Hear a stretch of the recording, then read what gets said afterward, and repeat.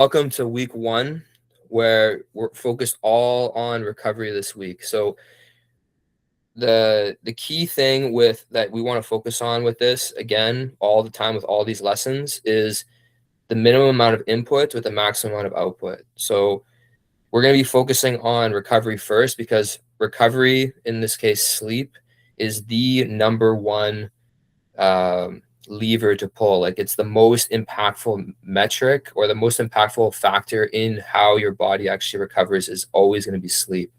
So there'll be some research articles and sources down in the notes to check out on that. But like the research is very clear. It's not really, there's no close second. Sleep and maximizing your sleep is like the number one way to make sure that you're recovering as an athlete. So this lesson is going to be all focused all on the minimalist approach to recovery. So I already touched on the value of sleep. It's the most important metric for recovering your body, whether that be after physical activity or preparing for physical activity. There's tons of research that shows that the risk of injury is like anywhere from 3 to 5-fold when you're in a like when you're dealing with sleep deprivation going into any type of athletic endeavor. So it's super important for maximizing performance, but then also minimizing your chance of injury. There's a really good, I'm just going to share my screen here actually, because there's a really good graphic that, where is it here? There's a really good graphic that'll be shared in the lesson notes as well. And it is this right here.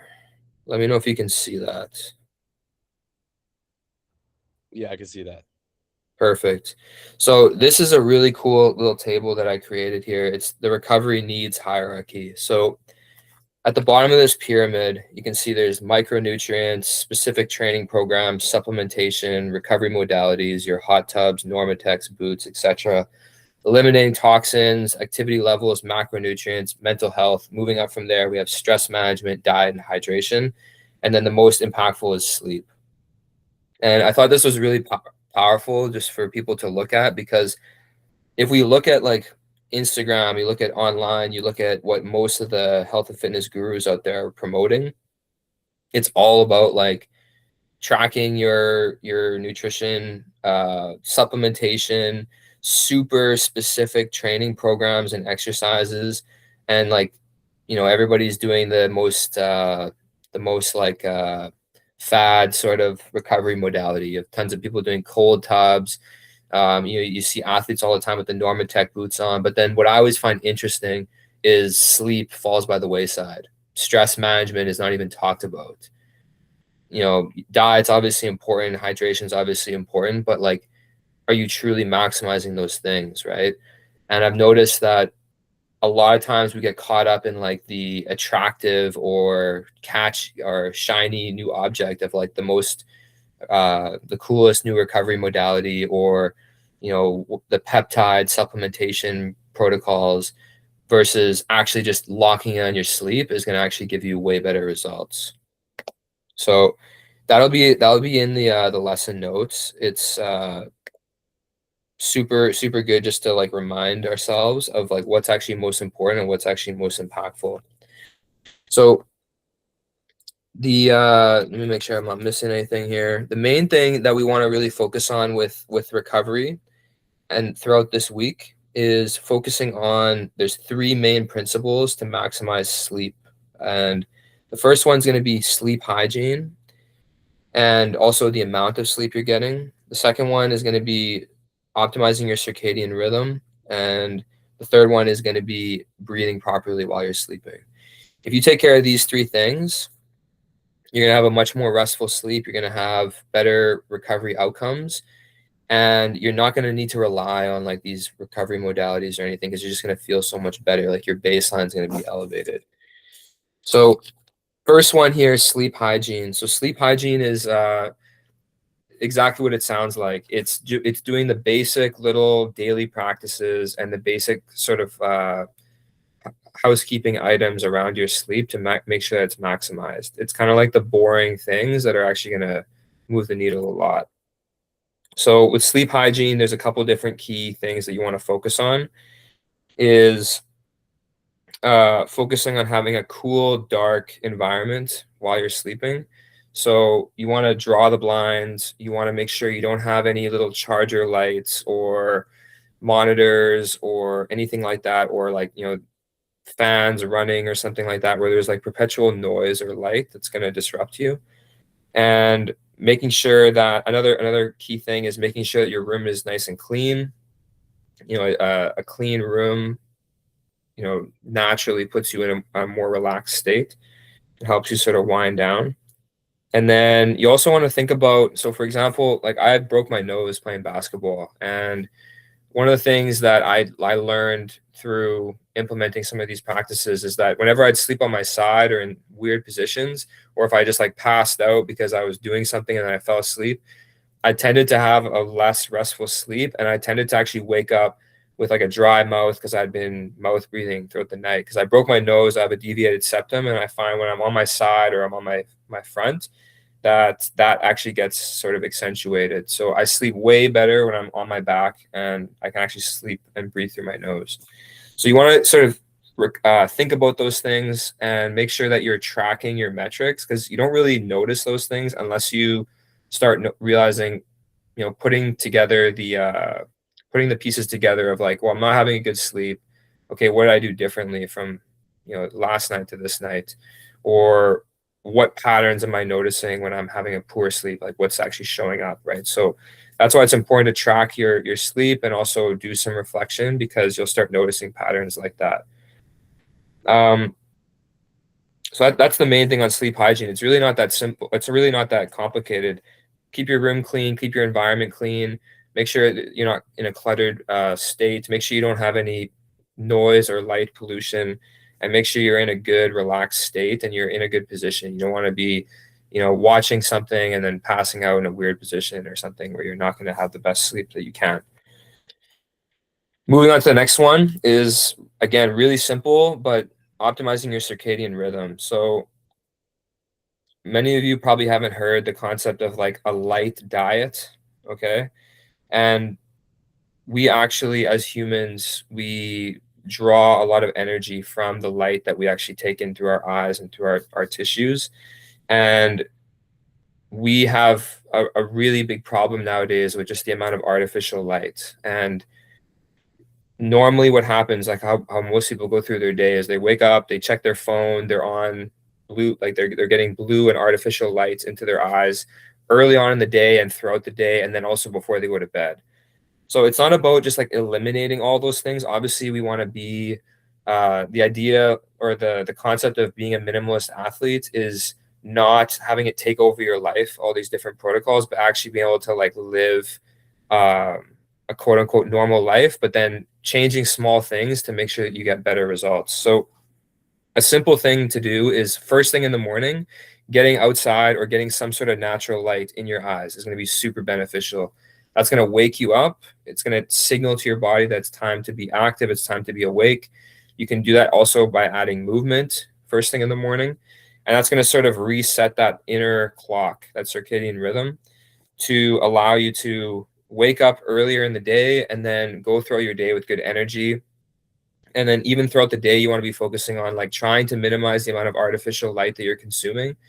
So trying to get outside as much as you can throughout the day for a walk, something like that in the afternoon. Eat your lunch outside if you can, whatever the case may be. Try and maximize the amount of natural light that you're getting. And then the main important one here in terms of sleep is as you start winding down for the night, you want to start minimizing your artificial light intake. So try and have you can have incandescent light bulbs, you can have sort of lower intensity light, you can have the light lower, like below your eye level as well, as something that helps. And then also just the main one is not being on devices right before you sleep. So an hour or two before you go to bed, what I tend to do, I set an alarm of an hour before I want to go to bed. And when that goes off, I try and get away from the phone as much as possible. I grayscale or red light my phone so that it's not as bright to my eyes, and I try and get it away. And before I'm going to bed, I'm reading or I'm doing something that's not looking at a screen.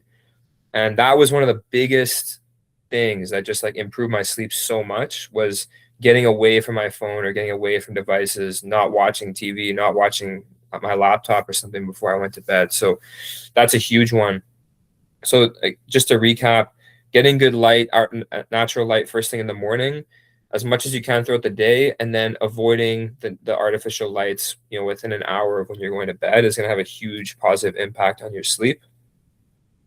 The third one is really straightforward, but probably I might say it might be the most impactful one, because if you don't do this, you could do the first two, but you're still not going to get the most out of your sleep.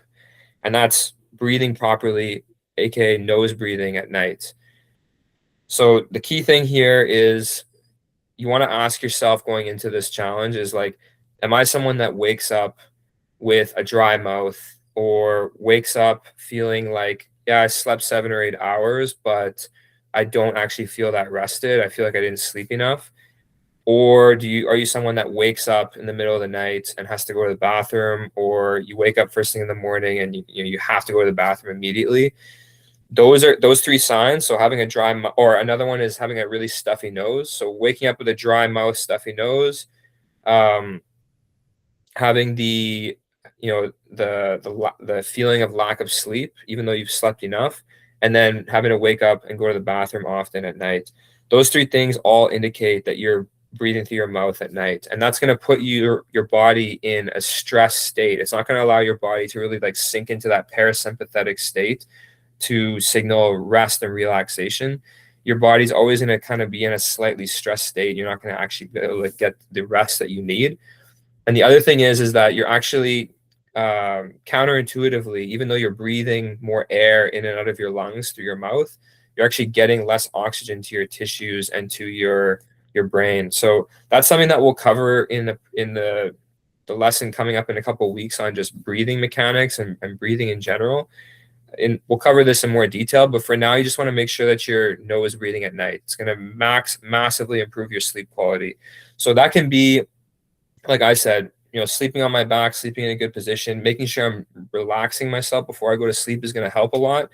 But also, if you're someone that has like a deviated septum or has issues with having a stuffy nose, there are going to be some exercises that will be in the notes down below here that I'll share that are going to allow you to open up your airways before you go to sleep. And then the idea is to maintain that throughout the night. And one way you can maintain that is through mouth taping. So it sounds kind of scary, but because people think, well, I always wake up with a plugged nose. Like, how am I actually going to be able to do this? The first time you do it, you'll notice that you wake up and all your airways are open because you've been using them throughout the night constantly. As soon as you stop breathing through your nose, that's when you actually get congested and plugged up. So the mouth tape essentially stops you from opening up your mouth and then continuing to mouth breathe throughout the night. It's just like, it's not designed to keep your mouth shut by force, but just so that you don't, haphazardly open up your mouth and then keep it open from then on. A lot of times it'll just be like one breath that will cause your body to open up your mouth, and then you'll keep it open ongoing. And the mouth tape just sort of is a gentle reminder to your body to not do that. So it's not strong enough to keep your mouth shut if you actually have to take a breath. It's just strong enough so that your mouth doesn't fall open at night and then you start mouth breathing. So super beneficial stuff there. It's also going to help you stay hydrated throughout the night as well, which is really big. You'll wake up with less headaches or feeling like groggy and fatigued and with brain fog as well. So those are the three things that we're focusing on this week: sleep hygiene, optimizing your circadian rhythm, and then nasal breathing at night. If you do those three things, your sleep quality is going to massively improve. And so for the weekly challenge, what I want you guys to focus on is tracking and then reflecting on your sleep quality throughout the week. So you can use the app, or you can just write it down in a notepad or on your phone or something like that, but then share a screenshot, share the graphic from the app, or take a picture of your notes and share that into the group, or you can even write a summary. But the idea is you want to track, like, doesn't have to be to the minute, but how long were you sleeping each night? So 7 hours, let's say 8 hours. And then what was your sleep quality? So 1 to 5, 5 being the best. What's your sleep score? How good are you feeling right when you wake up? How rested are you feeling? And then what's your energy levels like? Again, 1 to 5. Take a marker of that for each day, and then share that into the app and then into the community. And what you want to do is post it just like this here. I'll share my screen here again, just so you can see what it looks like. But you want to take that information and then you want to share that into the actual community on Skool. So if we're looking at the community here, you're going to want to share it into the community. And then you can use the tags like this, weekly challenges, to do exactly what Nick did right here, where he shared his reflection on the week. And then that allows you to get feedback. It allows you to remain accountable. And then we can reflect back on that at the beginning of next week's lesson. So that's pretty much it, guys. Focus on sleep hygiene, circadian rhythm optimization, nasal breathing at night. Track your sleep, share it into the Skool community, and then we will see you guys in the next lesson next week. Thanks for watching.